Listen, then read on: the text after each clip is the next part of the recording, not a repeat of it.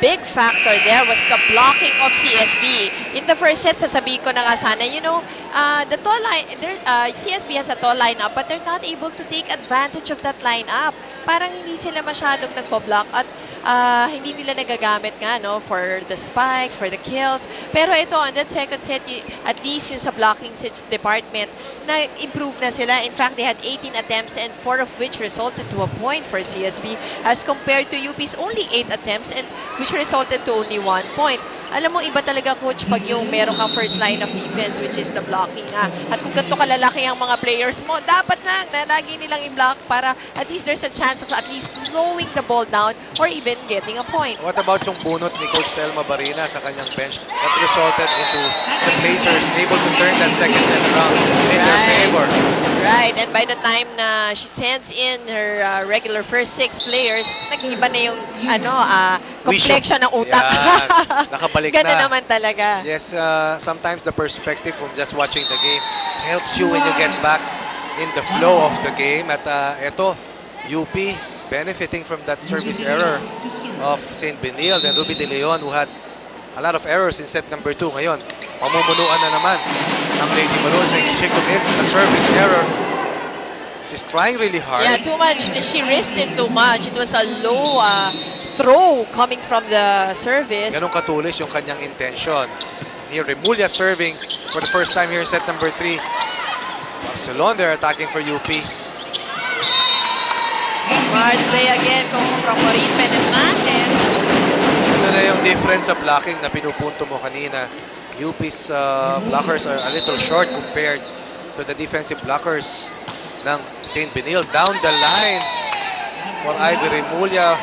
But, It's a bit wide, just a bit wide for Ivy. And you know, this is a game also of inches at yung bahagyang diferensyang mga panukat dyan ay magre-resulta ng iyong panalo at pagkatalo.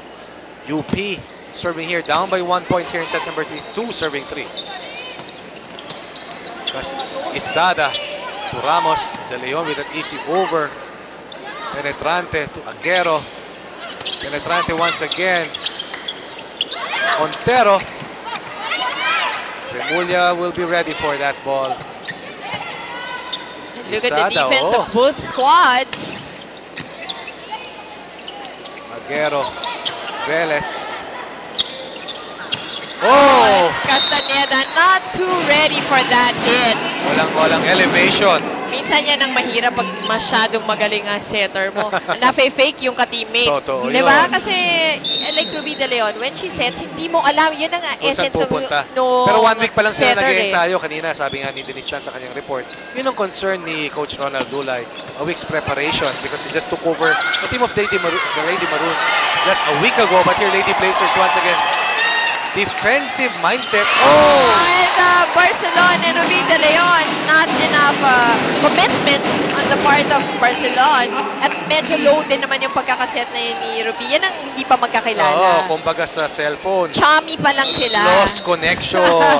Chummy, hindi Hindi pa sila nag-connect. BFF, hindi pa best friends. Ruby De Leon this time trying to atone for that mistake a while ago. Aguero here.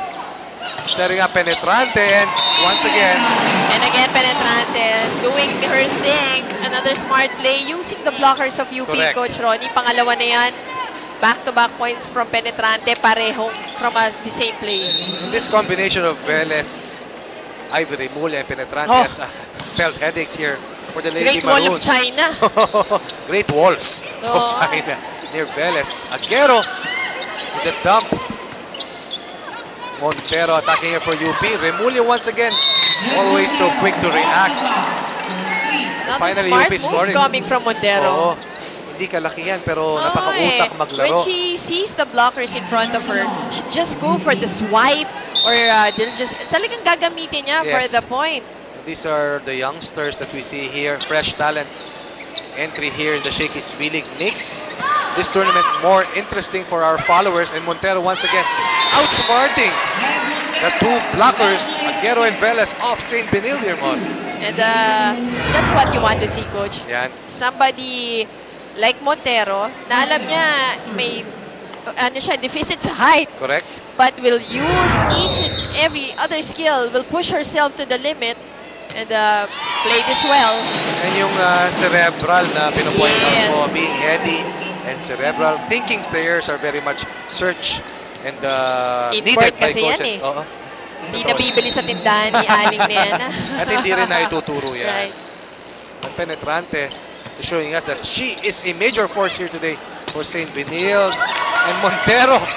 She even, you see, in that last play, she knew that the blockers were not in front of her. Correct. Went for the kill and Down got the the line. point. Down the line against the defense of Penetrante. And once Nakita again, niya may butas eh. at ngayon, nag-struggle si Ruby De Leon dito sa set number 3. It's Montero who has picked up the slack for the Lady Maroons. Barcelon, UP attacking. Aguero, running hit here for St. Benilde.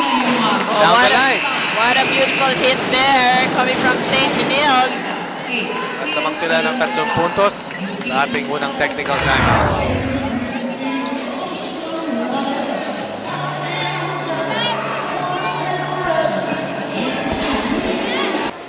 UP won set number 1, lost set number 2. They are behind here in set number 3. Denise Tan, can you please give us an idea on what Coach Ron Dulay has in mind? Well, Coach Dulay just reminded the girls to focus on the reception. Ang sabi niya lang, dahan-dahan lang at huwag kayong magmadali. And with their blocking naman, sinabi lang niya na magbilang kayo para walang makalusot na bola. Back to you.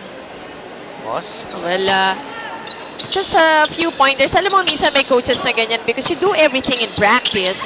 This is not the time, yung paniniwala nila, this is not the time to change yung mga plays or do abrupt and big movements na during the game. So I guess little adjustments lang ang gusto ni Coach Ronald Dulay gawin itong mga girls.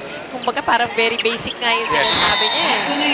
And coaches really prepare hard to pen their game plans. Rin yan eh, coach. Totoo yun. Ang Kasi hirap, pag during the pinag-iisipan mo game, yan. yung madami kang sinasabi, ako kung player ako, I mean, I would absorb maybe half of what the coach is Yes, saying. we kung call it paralysis by analysis.